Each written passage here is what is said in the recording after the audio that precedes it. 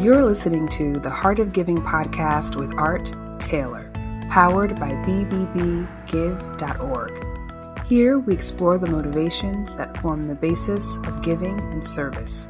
We inspire generosity and celebrate the transformative effects that giving and service have on the human spirit and on community.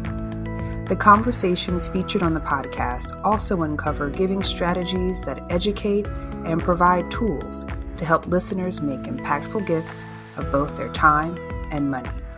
We hope you enjoy this episode. Welcome to the Heart of Giving podcast, powered by bbbgive.org. Give.org is the nation's standards-based charity evaluator and your one-stop source for information on giving and reports on the most asked about charities. I'm Art Taylor, your host, and today we're going to talk about design and design for social change. And I'm really pleased to have with me someone who knows a little bit about design and social change. She is Ashleigh Axios, who is an international speaker and strategic creative.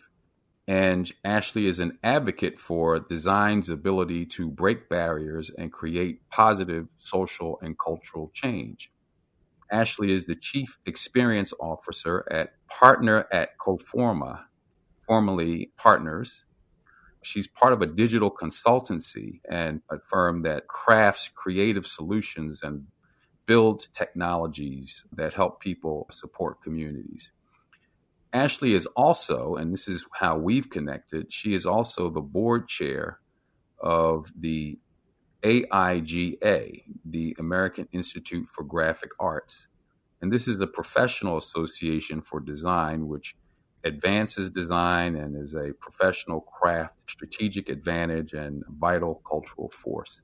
Ashleigh also was, at one time, she worked in the Obama administration as the director of design, so to speak, where she was responsible for the White House's website, whitehouse.gov. She was responsible for a lot of the digital communications that came out of the White House and was cited by Essence magazine as one of the top 25 or so influential women in the administration at the time. So we're really pleased to have Ashleigh with us. Ashleigh is someone who I've come to admire in my short knowing of her. I haven't known her very long, but I've certainly become an admirer of hers. And I couldn't wait to have this chance to get her on the Heart of Giving podcast to talk about design for good. So Ashleigh, it's great to have you. All right. Thank you so much for having me. I'm excited to be here. Ashleigh, you and I have talked quite a bit about the power of design and images to shape our perceptions of people, institutions, and causes. But I don't think a lot of people actually think about that very much. How should we be thinking about the power of design? And what might we do, what might people like you do to help us better understand the power of design to shape our society and our culture? It's a great question. I think a lot of the best design are solutions that really feel natural to the environment. And so it makes sense then that many folks don't think about it on a regular basis. It's the kind of really good design makes everyday experiences in life just more enjoyable. It makes that interface that you have to use consistently to cook something or to schedule an appointment smooth so that you don't have to think about it. That is, I think, a lot of this kind of user experience and design is really integrated in a way that if we've done our jobs well as designers, the broader public is not spending any time thinking about it. It's only when we've kind of messed something up that you're like, man, this could be better. This could be a much better experience. But what you're pointing to as well are these opportunities that designers have to actually demonstrate a better future that it would take a collective to get to, or to get us in a mindset or a zone that is beyond that of the status quo or where we are today. And I think designers are really well equipped at doing this I think photographers and certainly some other types of creatives are as well. But I think of that blue marble photo of the earth, right? A single image that suddenly just completely shifts your view of in that case, literally, not figuratively, but your view of the world and your place in it, and helps you think about things in a more holistic manner. That is some of the opportunity that design presents that we don't always take advantage of. And I think that certainly folks don't think about just because they really haven't engaged in discussions on the possible power of design. So, Ashley, let me get into your background and history a little bit to try to flesh out how you arrived to this place now where you see design as such a powerful tool for shifting society in a positive direction. Were you someone growing up who had this sense that I need to engage in something artistic or something design oriented? What led you to a career in this field? It's a great question. For me, I was exposed early on to difficult circumstances, to poverty and to homelessness. And so that's, I think, one side of what led me into design and design for social change was just seeing the need and the reality in a very kind of poignant, sticky way. And the other side of it was certainly being a creative kid and liking to make things and to find solutions that were more visual or tactile compared to maybe some other peers. So together, and it took me quite a long time to to really find the flow and figure out what fields combine these things, but they really work incredibly well together in design for social change and looking at the reality of a situation as it is today, a big situation like homelessness in a city or something smaller like an interface, and imagining a better future and reality and kind of using the skills that I've acquired over time to put those together into really proposing solutions to those problems and painting a path that helps people get from that point A to point B. But early on, it was all about, I think, creative thinking and making and allowing myself also. I think most creatives spend so much time in their youth just observing the world around them and kind of taking it all in. So, whether it was the hard stuff like being exposed, like I said, to homelessness or poverty, or just some of the more beautiful things, a real skill that I built up early on is just being able to really see what was happening around me and being still and just taking in the reality as it is. Because if you can't see the world as it is, you certainly can't do much to improve on it, right? You might be in a denial or just have a complete lack of awareness on it. So, might I ask you to talk to us a bit about your experience with homelessness? I know that for many people, how they grew up, what they saw, what they experienced, certainly leads them in a certain direction, certainly sets a path for them in some way. Maybe they don't even see it at the time. Mm-hmm. What was your experience with homelessness, and how did that begin to shape you? Well, I think a lot of it is to the credit of my mother. She wasn't going to put up false walls and block us from the world around us. And it's a very religious woman. So she took my brother and I to feed the homeless out in the cold fall and winter days in the Washington, D.C. area, even when we were pretty young. So just spending time with the back of a van open and a big pot of chili, helping serve food to those who needed it, just showed me, one, that there was need in the community and that there were people in my neighborhood who were cold, who were hungry, who I wasn't going to be exposed to unless I went out of my way to be exposed to them. So just having that awareness really early on. And then also just showed me that there was something that I could do about it, right? That sense of agency and action. I had a role to play, a small one, and it was a community thing, certainly wasn't all on my shoulders, but there was a way for even me as a little kid to help. And so that's just one example, but my mother was really lovely in exposing my brother and I to a number of examples like that of just, we're going somewhere, we have an extra spot in our car. How can we, prior to, Lyft and, and Uber and all of that, but how can we use what we do have, the privileges, the space and the power to support and assist others, either as individuals or groups and close to home in our own communities. So that one was a beautiful one. I remember that the first time we went out to feed the homeless, suddenly I was asking to do it because it made me feel better. Once you're aware, as a kid, it was like, it's cold again. Are we going to go out and, and feed the homeless? Because you're aware of it and you just want to help. And it really is such a satisfying thing to be able to do something about the circumstances around you, the things that are inequities. I wouldn't have that word as a kid, but are things that would otherwise kind of eat me up, that it exists in our society. So your mother was a champion for you to engage. What would you say about your mother that you might want to offer to mothers today as far as having the power and the ability to raise children, to care about other people? I would say just exposure does so much. I think there must be, I'm not a parent myself, so you all can certainly tell me, but I think there must be tremendous pressure to have all of the answers and all of the solutions.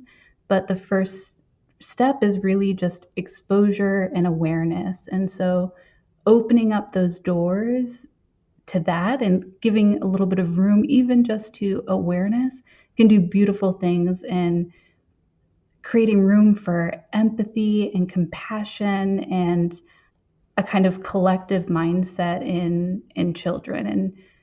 And my mom would be the first to say that she certainly doesn't have all of the answers, but over time we came to figure out things that we could do to make a difference. And so I would say just don't be afraid of feeling like you have to have all the answers and being afraid of the types of questions that kids are going to ask, because the fact that they're asking them and that they're inquisitive and that they're paying attention is in itself an amazing gift and really a necessary first step.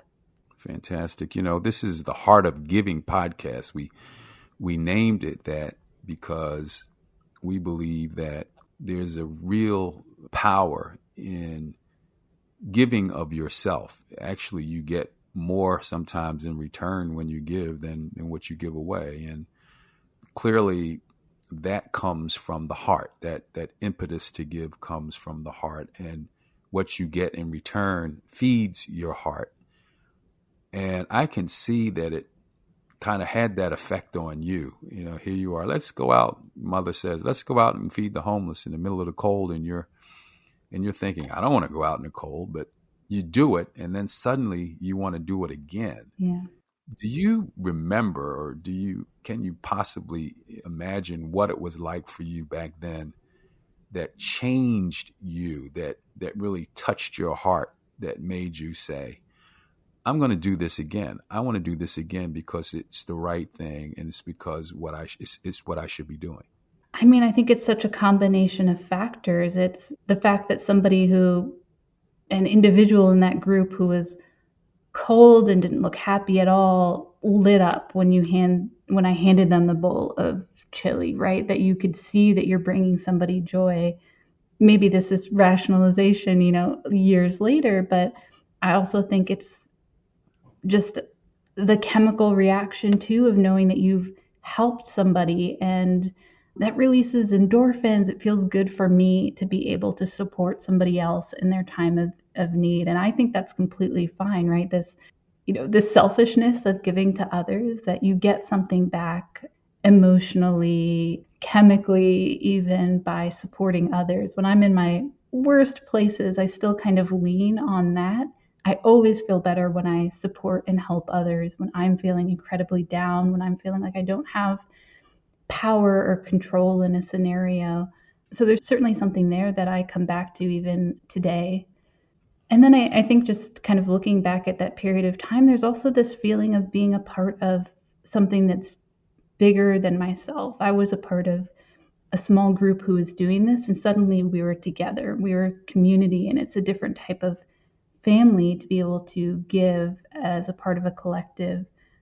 as opposed to doing it as an individual. And I think that has also drawn me back in over time to giving and supporting in new ways and building kind of new communities through the practice. So yeah, and in what I know about you, definitely would say that you're completely focused on using your skills in your profession to further this passion you have to help others and receive this wonderful gift of warmth in return for what you've done.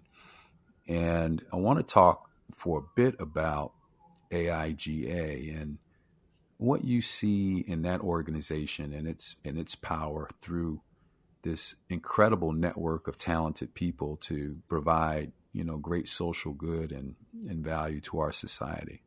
Well, AIJ is this, as you mentioned, the Professional Association for Design, and the design community is so much more robust than I think people even realize. I guess to kind of back up a step, I would say anybody who's taking something from an undesirable state today into a better state with intention is designing. So even if somebody doesn't consider themselves a designer, if they are working on improving their employee culture and really intentionally looking at how it is today and building it up to something that's better tomorrow, they're in the practice of designing that internal culture in that organization. And so the design community is this robust community that tends to be trained around visual design. And there's all of this partially tapped and then so much untapped potential for the community to really embrace its unique power of observation and change management and creativity to ultimately change communities and lives of people across the US and I think across the globe, and to fully embrace others and help them understand the ways in which, whether they consider themselves a designer or not, they are practicing design by being critics of the reality and breaking the status quo and improving the society, the pieces that are right in front of them and around them every day. And so that's part of the potential within AIGA that gets me really excited. It's about the strong community that we have that has already been practicing these skills of observation and shifting, whether it's in interface, whether it's those single images and helping sell a book or a compelling message, that they're practice these skills and are really adept at it and can expand it and grow it and teach it to others so that we can make even more collective change together. I think that's some of the most beautiful potential within the community as it exists today. And we're just getting started moving beyond designers talking to folks that know they are designers. Absolutely. Ashley, I think a lot about some of the conversations we had about race and the significant role that images play in either connecting people to a mindset or destructing, I guess, a particular mindset. And I wonder how you would react to this question. What can we do with images to change hate or to eliminate hate? It's a great question. I think there's so many things. There's just mere exposure to different types of images, different types of point of view and vantage points can be incredibly powerful.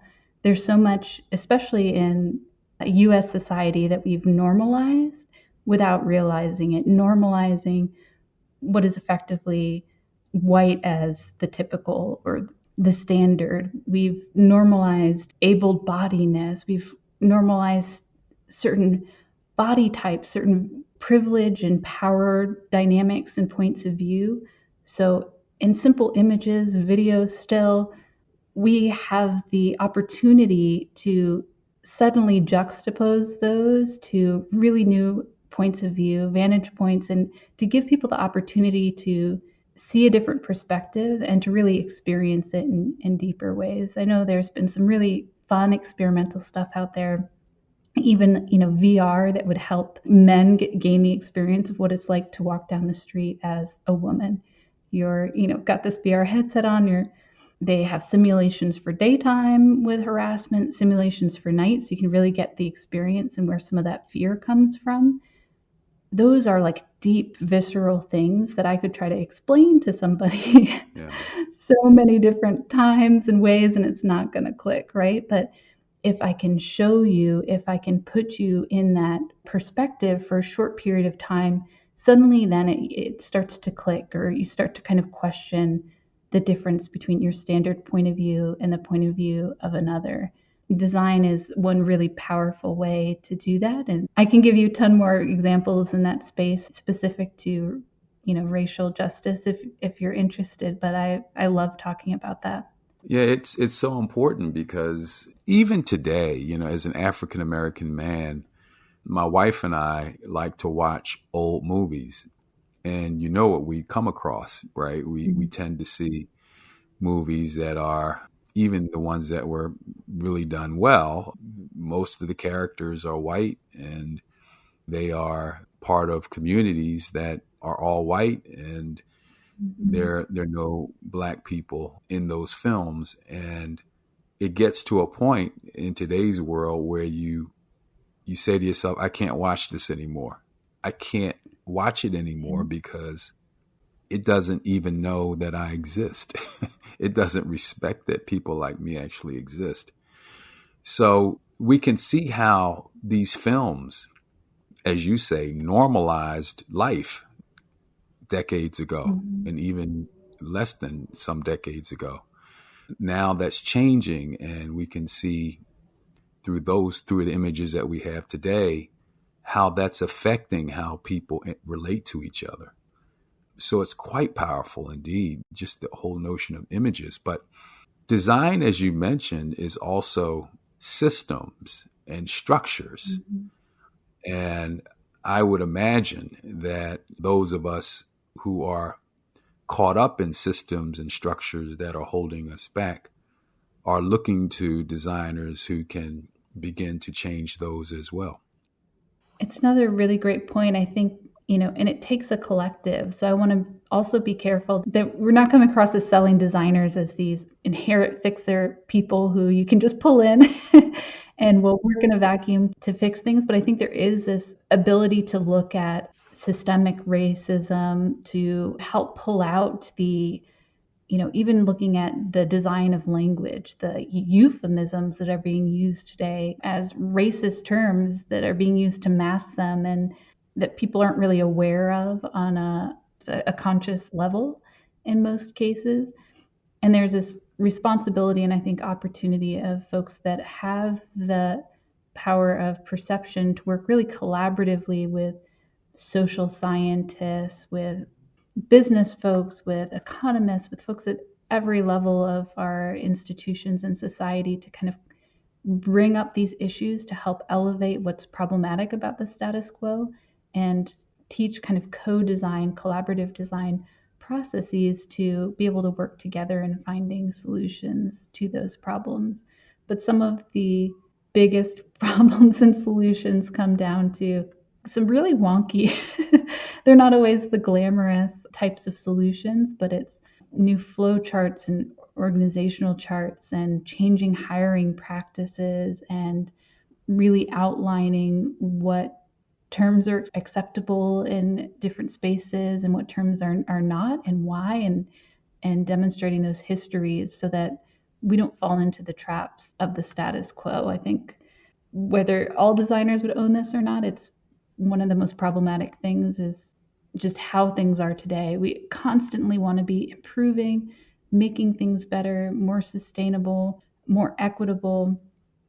And the worst thing is to just kind of sit on on things as they are today and accept what's been given to us, because so much of that is steeped in problematic history, or we just have to acknowledge the people that it supports and those who, for whatever reasons, it has historically not supported or even recognized, or in some cases has even, I guess, benefited from, as kind of stolen opportunity funds and just taken from communities. Am I making sense there? No, you're making great sense. And I was going to ask you to talk a bit about your experience working in the White House for a president that most of us would have never imagined could ever have gotten to the White House. You know? Well, but now there are two that we could be talking about, but for very different reasons. Yeah, yeah. Well, I mean, I think that for many of us growing up, we could never have imagined an African Yeah. American serving in the White House because it had been normalized to be a place that only a white male could ever serve. And here you are, someone who actually had the experience working in that White House. What was your responsibilities there, and how were you able to help the administration prosper? Well, before I answer that, I'll just say really quickly that it was a real trip to even have that opportunity to work in the White House. I spent a lot of time after meeting former creative director at the White House when they said that they needed an art director, just thinking, who could I get to fill this position for them? Who has enough years of experience and is qualified to serve this, amazing administration? And certainly didn't think that I was the person. I wanted somebody who had a whole lot more experience at the time than I did. But I joined as an art director and then became the creative director over time. I worked in the Obama White House for a little over 4 years, from the beginning of 2012, so the very end of the first term through much of the second term. I left a little bit early to get a little bit more involved in the election season than I could as a staffer in the White House at the time. But my role there was really to represent the brand of the White House and to make sure that it was visually sound. And that included the brand of the White House as a historic institution, executive office of the president, effectively a museum, the home of the first family, as well as the brand of Barack Obama, the man who was elected into office on a campaign of hope and change, so that it was the Obama White House. It's a very distinct White House from those prior or those since. That was a big part of the role. That is kind of what covered a lot of my duties, from working on the budget covers and backdrops for events and new programming and launching different digital campaigns, working on the State of the Union slides, to ensuring that whitehouse.gov and our other platforms like We the People, the petitions platform, are fully accessible but also represented our values and our brand through and through. It was also kind of a place I worked out of the Office of Digital Strategy. So much of our purpose was connecting the administration with the American people, given the influence of technology on how people engaged with one another at that time, how they sought and really took in information. So some of the things we're seeing today started emerging then, smaller bite-sized content, increasingly using images, infographics, and videos over time to distill to the most poignant bits of information so that people could get news and information on the go. And also kind of finding ways to activate and collaborate with the American people on the issues that matter to both them and the administration, so that we could be working more as a collective democracy and not have such a strong divide. So I was really fortunate to be able to work with some amazing offices on great initiatives, and my exposure to the impacts of climate change and different economic theories and even the Iran nuclear deal. Like, I was just so fortunate to be able to learn from some really fantastic people and work on some really powerful and kind of influential pieces of content and policy that I never could have imagined myself touching prior to working there. Were there specific, I would say, projects that you participated on that bring fond memories or particular challenges to you that you'd like to share here? Sure. So, I mean, so many of them, but they're all just so varied. One that we didn't get motion on, but is still heavy on my heart so many years later, was our work to try to close so many of the gun loopholes that enable folks who really shouldn't have access to really heavy ammunitions and weapons in the United States, easily gain those weapons after the Sandy Hook Elementary School massacre. That one is still heavy on my heart because there's just so much more work to be done there to, frankly, protect our children and ensure the safety of our own people. That one, of course, there's so many reasons that keeps coming up.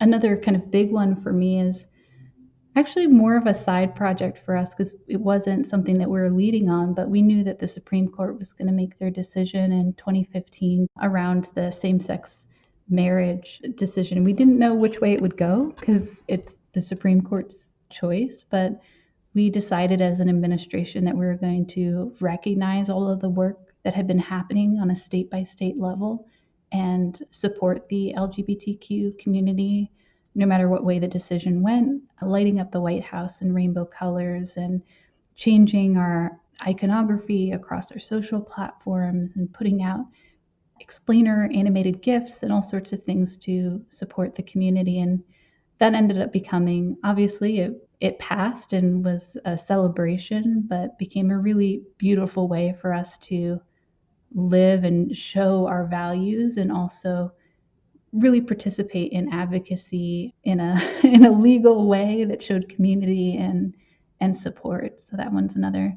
one that I look at pretty fondly, still think about pretty regularly. Awesome. Ashleigh, I think you would consider yourself to be an activist. At least it's how I would describe you, as someone who takes action, who, really wants to see change in the world and does something about it. And we can certainly say that activists have been in the spotlight. And, I'm a nonprofit person myself. I've spent much of my career in the nonprofit space. And I'm interested in how you might see your work helping nonprofits contextualize their relationship with activists and how they might think of themselves. Mm.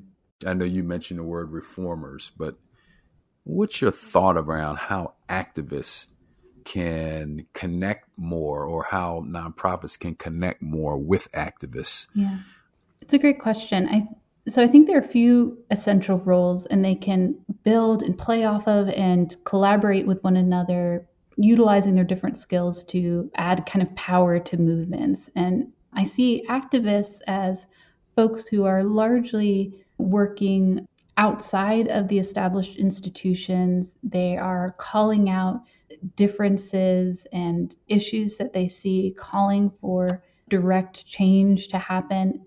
Usually not, although, somebody can be an activist in one place and kind of serve in a different role on a different issue or in a different space altogether. Activists are usually not the folks who are directly making the change. They can be teaching, and again, largely around calling out the issues. I think of reformers as the folks who are embedded a bit more into the institutions. They have a role of actively shifting. We're talking about the power of design, actually taking things from that point A to point B, or sometimes Z, as it were, like step by step, changing the processes, the policies internal to the institution. So a lot of folks who are nonprofit folks, I think, are in the reformer space. They're in it to shift things over time, but because they're embedded, they have that kind of inside view and are traditionally working in the norms of an institution as it exists, and then shifting those norms as they can over time. And I think another kind of role is the revolutionary kind of agent of change, who is maybe a bit more radical, who wants to sweep away bad institutions, looking for more immediate action than maybe a reformer would be able to do from their position of power and kind of privilege within an institution or set of institutions. So that is like oversimplifying a few of the key roles that I see. But I think in 2020 especially, and kind of as we move into 2021, our activists have been getting so much attention. They're calling out inequities and are calling for change. There's a lot more power in the revolutionary space. pushing for immediate change, for the abolishment of institutions. Those are all incredibly powerful and necessary parts of our dialogue. But I think the reformer is one that can often feel stuck when those other two are in positions of when they have the microphone, so to speak, shouting, saying, do this, do it faster. And sometimes the reformer is like, how do I prioritize and change things internally with all of this noise? What can I do in the space that I exist with the power that I have? And I think a really critical part of moving forward and seeing progress and moving away from status quo is for the reformers to invite the activists and the revolutionaries in for dialogue and conversation where possible, to really spend some time taking that feedback in and prioritizing the tasks that they can do internally to shift and to transform, and being increasingly transparent about how those decisions are being made. And if it has to be a gradual transformation, which is often the case, what are those series of movements look like so that there can be trust built and accountability built between those kind of activists who are external and those folks who are making shifts internally? But it's a hard dynamic in this time, because especially in the United States, where so much had been suppressed for so long, we just didn't talk about the issues that existed. We didn't acknowledge, we never dealt with them, we didn't have our truth and reconciliation. It's going to be especially hard because there's so much anger and hurt. And I think where bonding can really happen too is in acknowledging that and acknowledging the ways in which that's impacted everybody involved, because it cuts deep when you're talking about things as bad as anti-Black racism, when you're talking about the horrid history of slavery and segregation and stealing of property and resources from one community to another, whether it's Native community or the Black American experience deep in this country. It's going to take some time, and you can't rush to the building without taking a little bit of time to acknowledge and to hear the pain and the hurt, and to use that as a building block to move forward. So that's a kind of a long answer for you, but I feel like No, it's brilliant. It's conceptualization of what we're dealing with right now. I mean, we see every day in the news people standing on soapboxes, wanting change, and through social media organizing people to take action, whether that be march in the streets or sign petitions or just post in social media something that they're against or something that they're in favor of. And that's a great part of our American democracy. And sometimes I think organizations do get crowded out of that. We have people who work inside of organizations, been doing work for years, who sometimes feel that their work goes unnoticed. Even though it's critical, because we all know from experience that revolutionaries can cause things to change. They can cause us to look at things differently. They can cause institutions to fall. But it's not always clear what we do once these institutions have fallen. And in order to get things done, we need to be organized. We need to have some structure put to what we want to see change. We have to have some clarity around what we're trying to do. And many times those are best happening through institutions. And at this very moment, we probably are at a point where institutions have been beaten up so badly that the public doesn't trust them as much as they used to. And there's a declining trust in institutions. And some of that is beginning to spill over on nonprofit organizations. I kind of worry a little bit that there's this declining number of people who've donated to charity over the years, for instance, even though the amount of money's been the same, because wealthier people are giving to organizations. I've pointed this out many times on this podcast. People are going to get bored of me saying it. But there's something going on in our culture where people don't want to support organizations as much as they used to. They don't trust institutions as much as they used to. And I think there's a cost associated with that we may not yet understand. And so clearly organizations have got to do better. Maybe some of that is to connect better with these revolutionaries or activists so that they can be moved forward in a positive way, so that society can move forward and accomplish some of the things that actually revolutionaries and activists want to see happen.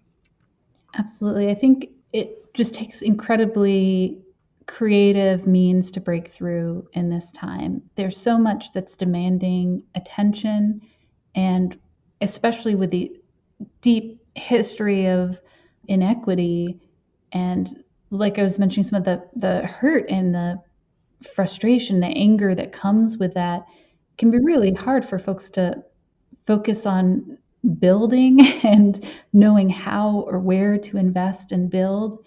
And I think for many organizations, you want somebody to be able to just judge you based on what you've done before. And so it's like, look at our track record, look at our track record. And that is really important.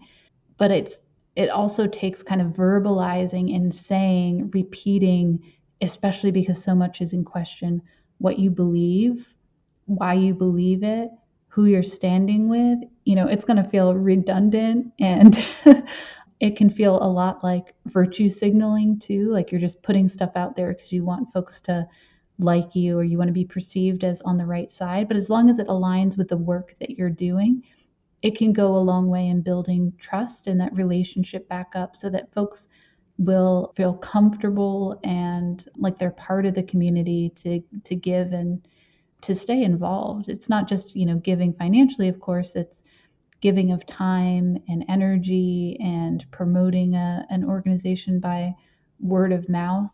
The trust that it takes to get any of that type of engagement, I think, comes from the same place of being in communication and meeting people where they are, which of course just takes such active listening, even when it's hard. So also, we need breaks. Vacations are some of the most important things in the years that we've had recently, just to make sure that we get the breaks in between, because we're listening to so much stuff that has been buried for so long. But it's also important to be there as a community and to go there, because we're not going to have the trust and get the engagement that we want by just asking people to look at our track record. So it's a new balance, I think. Yeah, I had Elvia Castro, one of my colleagues, on a previous episode, and she talked about the dilemma that charities are experiencing these days in their fundraising. The population is certainly changing. We're a more diverse population than we used to be. Yet nonprofits continue to go after a more historic, I guess, legacy of donors. And they know that they have to find ways to reach donors of different backgrounds, but they don't have, it seems, the resources to spend cultivating different backgrounds of different people from different backgrounds. And it's an enormous challenge for the sector. So it's no wonder that the number of donors is going down when charities aren't really investing a whole lot in identifying them and cultivating them. So it's an enormous challenge from that standpoint. And then when you add in, what you're talking about, which is, we have to now listen to them. We have to feel their pain. We have to empathize with them. There's a lot to that. Mm-hmm. We have to hear things that we may not want to hear from people in order to make them feel a part of what it is that we're trying to do, even when we're trying to help people from their communities sometimes. So I agree. I'm on the board, Ashley, of another organization called Convergence. And the whole mission of Convergence is to try to bring people literally to a table on a particular issue who have very different points of view, some even polarized points of view. And I was asked to join a board last year, and I agreed because I felt that here we are at a moment in time where I don't know if our country's ever been more polarized. Well, maybe during the Civil War, we were pretty polarized. But we're certainly extremely polarized right now. And it doesn't seem to me that we're going to be able to bridge these gulfs unless we can get people talking to each other about the issues. And Convergence has a really interesting approach to doing that, which I'll have to get David Eisner, the CEO, on one day to talk about. But it's this kind of, and I will call it a designed approach to get people to talking to each other that we have to have if as a society we're going to hold together in the future. Absolutely. Well, then I wanted to just shift just a little bit and give you a chance to talk to us about some of the more interesting projects you may be working on right now. Oh, sure. So one I'm incredibly excited about is Coforma, the company, we've got a project with HHS, Health and Human Services, supporting LIMEX, which is an initiative by HHS with support of the Stephen and Alexandra Cohen Foundation to eradicate Lyme disease in the future. But our part of the program, this Health Plus program, is really on understanding the implications of Lyme disease and the ways that it shows up for people who have Lyme disease, for the caregivers, for the clinicians that treat them, as well as for the policymakers and those who are trying to chart ways forward for this community and improve the care and access to care over time, as well as even just the understanding about the disease and how it comes forward. So we're doing research deep into Lyme disease to get a sense of where the opportunity areas as well as the problem areas are. And we're putting together a human-centered design report that synthesizes all of those findings. And then really excited for later on in 2021, just during Lyme Disease Awareness Month, to have what we call a healthathon, which is a chance for everybody to actively engage on piloting some solutions to those issue areas, whether they're with design and marketing, communication materials, or changes to data collection or clinician kind of treatment packages. All sorts of solutions are kind of welcome in that space, but it's a chance for real investment in solutions to a high impact health area that affects so many people across the United States and suspected many, many more as diagnosis has been really hard for Lyme disease in particular. But we do so many different types of projects. We've been happy to work on Health Plus with HHS in the past for sickle cell disease. So this is our second cycle working in collaboration with them on an area of health that will affect many people across the country.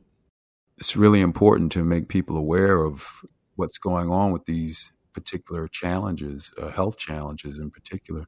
You know, we've been so focused on the coronavirus and COVID-19, we can't forget about the other health issues that people are dealing with right now. And it's good to see that at least our government is putting some resources into continuing to make people aware of some of the challenges there too. I know Lyme disease is a particularly tough illness. How many people, Ashley, do you know are affected by this particular disease? I try not to say the number because there's really actually a large debate on who is considered to have Lyme disease. Ah, okay. There's like a fixed definition of what Lyme disease is and what qualifies as Lyme disease that's really locked in as diagnosis, and the broader Lyme community is kind of advocating for opening that up a little bit and recognizing a few other types and symptoms and some folks that have had a harder time getting a formal diagnosis. The understanding is that it's probably in the hundreds of thousands of people in total actual numbers. So we look forward to actually getting this. Certainly will not be our role, thank goodness, but over time getting much more clear on diagnosis for Lyme disease so that those numbers can be a little bit more clear and something that everybody feels really confident in. Well, that's a particular challenge in and of itself, just getting a clear definition of what it entails and what it is. Yeah, a lot of people think about that kind of, there's like a signature circle and rash kind of with a blister in the middle that is like a visual signifier of Lyme disease. And not everybody gets that. And Lyme disease is kind of disguises itself, so to speak, as a number of other illnesses. So it can be incredibly hard to diagnose. Ashley, what do you see for AIGA this year coming up? What are some of the things that public can expect from AIGA? Well, we've been building community, really connecting our chapters. We have 75 chapters across the country, DEI task force, that's diversity, equity, and inclusion, design educators community. And this year, we're doing a lot more to connect those communities to one another and work in collaboration on initiatives. We're excited about having further support for educators who in the design field who are outside of traditional art institutions. So whether they're at HBCUs or community colleges or other training programs, to really bring them into the fold so that we're working more as a collective with one another. We're also spending a good portion of our time this year providing deeper access to training and materials for folks who are, like I was mentioning earlier, just outside of design, who could benefit from information around what design is, who can use context on how to bring designers into their institutions, organizations, to be collaborators in the change that they're creating. It's not an area we'd spent as much time on in the past that we're really pushing into for the 2021 year and beyond. And I'm thankful that we have Benny F. Johnson as our executive director. He's doing fantastic work to really connect the dots here. I love Benny. He's so bright and so skilled in running organizations and inspiring people and teams. I expect a lot to be coming out of AIGA. I would just tell the public to stay tuned and look out for what's coming out of that organization this year and in the years ahead. Well, Ashley, I want to thank you for giving me this time today to speak with you about this ubiquitous field of design and how it can be used to create social good and shape our society. And also to congratulate you for the many years you've been in the field, making sure that the change that needs to occur takes hold through our images and through the designs that we create. And I just continue to wish you great success in everything you do. I am just privileged to have the opportunity to work with you on the board of AIGA. And I know that in the years ahead, we'll have some great successes. So I want to thank everyone for listening to this episode of the Heart of Giving podcast. I hope you'll subscribe to us by going to any of the major podcast platforms. And I hope you'll listen to our next episode. You've just listened to the Heart of Giving podcast with Art Taylor. Be sure to tune in next time for a brand new episode. To listen to our other interviews, visit heartgiving.podbean.com. That's heartgiving.podbean.com. Subscribe to our show on major podcast platforms. Send your comments and ideas to nona@thusmarket.com. That's nona@thusmarket.com. The thoughts and opinions expressed on this podcast are the views and opinions of the guests, not those of the BBB Wise Giving Alliance or program affiliates. This podcast is for information and educational purposes only and is copyrighted with all rights reserved. This podcast is protected by Podbean's terms of service.